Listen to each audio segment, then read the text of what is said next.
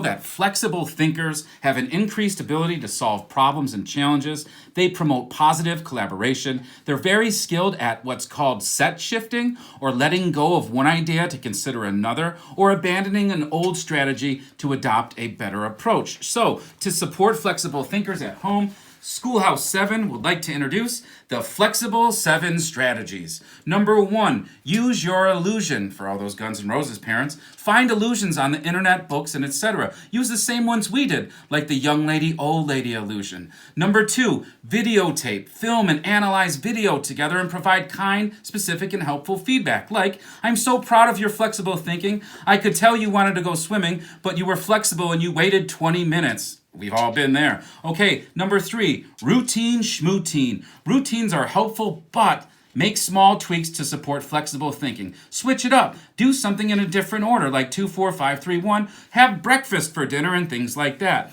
Moving on to number 4, reboard the game. Make small changes to board games that you already play. Example, Connect 4 Letter Maker. Instead of playing Connect 4, make letters and do challenges like that. Letters and drawings and other images that you can make with the chips. Okay, next, riddles and jokes. Rigid thinkers struggle with riddles and jokes. So tell jokes, use puns, and provide a daily riddle. Moving on to number 6, character studies. Point out flexible thinking by characters in movies, cartoons, and books. Use Princess Jasmine and the other favorites out there. And finally, number 7, what's the scenario? Analyze a situation and provide a variety of options, such as this. The teacher tells the class that they are going to complete a team report about an animal. Tajane wants to do a report about newts, but no one else in the class likes newts. What could Tajane do? And then have your student at home come up with 1, 2, 3 possible solutions. So, there it is, guys. This was Creativity Day 3. Be a flexible thinker. Keep reading, keep writing, but most importantly,